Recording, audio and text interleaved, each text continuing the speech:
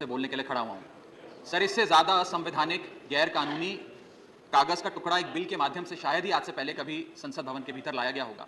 और अपना वक्तव्य शुरू करने से पहले मैं महाभारत के एक अंश का वर्णन करना चाहूंगा, जिसे रामधारी सिंह दिनकर ने एक बहुत ही महत्वपूर्ण कविता में लिखकर बताया है, जिसमें भगवान श्री कृष्ण एक शांति दूत बनके पांडवों की ओर से हस्तिनापुर जाते हैं शांति का प्रस्ताव लेकर। कवि लिखते हैं, मैत्री की राह बताने को, सबको सुमार्ग पर लाने को, दुर्योधन को समझाने को, भीषण विध्वंस बचाने को, भगवान हस्तिनापुर आए, पांडव का संदेशा लाए। भगवान कहते हैं, दो न्याय अगर तो आधा दो, पर इसमें भी यदि बाधा हो तो दे दो केवल 5 ग्राम, रखो अपनी धरती तमाम, हम वहीं खुशी से खाएंगे, परिजन पर हंसी ना उड़ाएंगे। पर दुर्योधन वो भी दे ना सका, आशीष समाज की ले ना सका, उल्टा हरि को बांधने चला, जो असाध्य था उसे साधने चला, जब नाश मनुष्य पर छाता है, पहले विवेक मर जाता। सर, इसमें दिल्ली बिल का सार है। सर, हम न्याय की गुहार लगाने आपके सामने आए हैं, अपने हक मांगने आए हैं, अपने हक से ज्यादा मांगने नहीं आए। सर, मैं अपने वक्तव्य को 3 भाग में बांटता हूं। पहला, कि यह बिल कैसे एक राजनीतिक धोखा है, पॉलिटिकल फ्रॉड है। दूसरा, यह कैसे एक संवैधानिक पाप है, कॉन्स्टिट्यूशनल सिन है। और तीसरा, कि यह एडमिनिस्ट्रेटिव लॉकजैम यानी कि प्रशासनिक गतिरोध दिल्ली में कैसे पैदा कर देता है। सर, पहला, राजनीतिक धोखा। यह कहानी है सर 1977 से लेकर 2015 की। लगभग 40 साल का लंबा संघर्ष भारतीय जनता पार्टी ने दिल्ली में पूर्ण राज्य का दर्जा स्थापित करने के लिए किया। 1977 में जब 3rd मेट्रोपॉलिटन काउंसिल दिल्ली में था, उसमें जनता पार्टी की सरकार थी। उन्होंने मता पास कर कहा कि दिल्ली को पूर्ण राज्य का दर्जा बनाएंगे। लगातार पूर्ण राज्य की दर्जे की मांग करते ये 1989 का लोकसभा का मैनिफेस्टो में बीजेपी का लाया हूं। 1989 के मैनिफेस्टो में पेज नंबर 361 पे पॉइंट नंबर 10 पे ये कहते हैं, ग्रांट स्टेटहुड टू यूटी और दिल्ली। यानी कि 1989 से लेकर लगातार ये लोग दिल्ली को पूर्ण राज्य का दर्जा दिलाने की मांग करते रहे। यहां तक कि जब 1991 में कांग्रेस की सरकार ने दिल्ली में विधानसभा का गठन किया, उससे भी ना पर्याप्त मानते हुए लाल कृष्ण अडवाणी जी, मदन लाल खुराना जी सबने बयान दर्ज कराए कि यह भी दिल्ली के साथ न्याय नहीं है, दिल्ली को पूर्ण राज्य का दर्जा मिलना चाहिए और हम इसके लिए आंदोलन चलाएंगे। और लगातार इन लोगों ने संघर्ष किया, आंदोलन किया।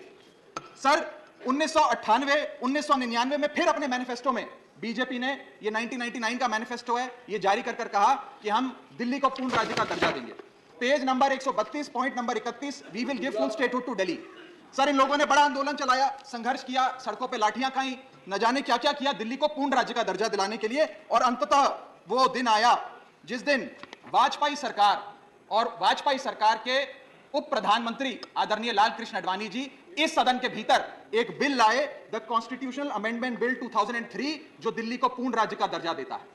यह बिल अडवाणी जी इस सदन के भीतर लाए और कहा कि दिल्ली को अधिकार देने की जरूरत है, दिल्ली को पूर्ण राज्य का दर्जा भाजपा दिलाएगी। यहां भी बात खत्म नहीं होती सर। इसके बाद 2013 के अपने मैनिफेस्टो में बीजेपी ने कहा हम पूर्ण राज्य का दर्जा देंगे। इनकी जून 2013 में नेशनल एग्जीक्यूटिव की मीटिंग हुई, उसमें मता पास कर कहा हम दिल्ली को पूर्ण राज्य का दर्जा देंगे। यहां तक कि इनके सांसद डॉक्टर हर्षवर्धन ने बयान दिया कि जब आदरणीय नरेंद्र मोदी जी देश के प्रधानमंत्री बनेंगे, हम दिल्ली को पूर्ण राज्य का दर्जा देंगे। ये इन सब ने सर लगातार बातें कही और दिल्ली को पूर्ण राज्य का दर्जा दिलाने की मांग लगातार भारतीय जनता पार्टी दिल्ली वालों के सामने रखती रही। सर, ये बिल सिर्फ संविधान का और लोकतंत्र का अपमान नहीं है, यह बिल लाल कृष्ण अडवाणी जी का, अटल बिहारी वाजपेयी जी का, मदन लाल खुराना जी का, सुषमा स्वराज जी का, अरुण जेटली जी का, सबका अपमान करने का और उनके 40 साल के संघर्ष को मिट्टी में मिलाने का काम करता है। सर, मैं माननीय गृह मंत्री जी का बयान लोकसभा में सुन रहा था।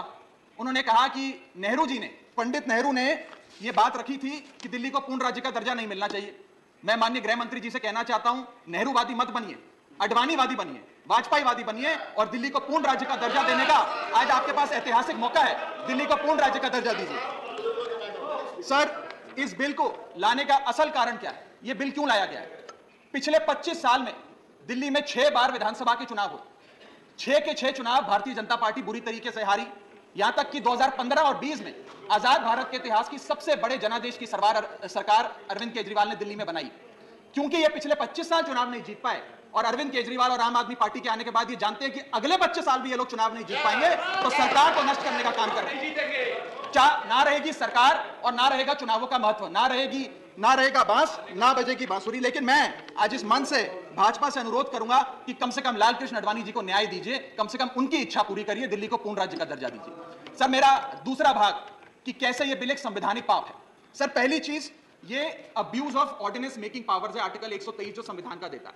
संविधान ये कहता है, और वाईवी चंद्रचूड़ साहब का AK Roy versus union of India एक बड़ा महत्वपूर्ण लैंडमार्क जजमेंट है, जिसने कहा कि ऑर्डिनेंसेस सिर्फ आपातकालीन और विषम परिस्थितियों में लाए जाएंगे। ऐसी कौन सी आपातकालीन और विषम परिस्थितियां आ गई कि आपको सुप्रीम कोर्ट के फैसले को 8 दिन के भीतर बदलना पड़ गया? दूसरा दूसरा दूसरा सर दूसरा सर देखिए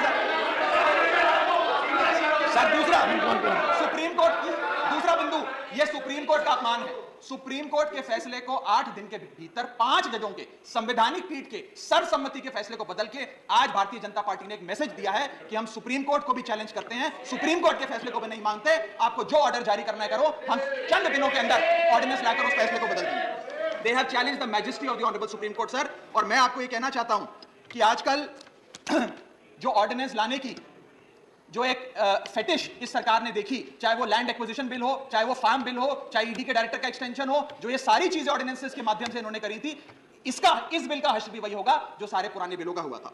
सर थर्ड बिंदु, कि कैसे यह बिल संघीय ढांचे को एरोड करता है। हमारा भारत का संविधान और सुप्रीम कोर्ट का 2023 का 2018 का संवैधानिक पीठ का फैसला कहता है कि दिल्ली के पास एक यूनिक फेडरल आइडेंटिटी है, यूनिक कॉन्स्टिट्यूशनल आइडेंटिटी है, और भारत का संविधान जो हमें संघीय ढांचा देता है, जो शक्तियां देता है, उन शक्तियों को एनक्रोच करने का काम यह सरकार करती है, हमसे अफसरशाही और तमाम शक्तियां छीनकर। मैं आपको सुप्रीम कोर्ट का वो एक वाक्य पढ़ के सुनाना चाहूंगा। The majority in the 2018 constitutional जज bench held that while the NCT of Delhi could not be accorded with the status of a state, the concept of federalism is applicable to Delhi. हम पूर्ण राज्य नहीं है, लेकिन फिर भी राज्य का दर्जा एक संघीय ढांचे के परिप्रेक्ष्य में दिल्ली को मिलता है। उसके बाद सर इन लोगों ने तो कमाल ही कर दिया, आज बिना संवैधानिक संशोधन लाए संविधान को बदल दिया, मात्र एक एक्ट ऑफ पार्लियामेंट से, जो आज तक शायद भारत के इतिहास में कभी नहीं हुआ।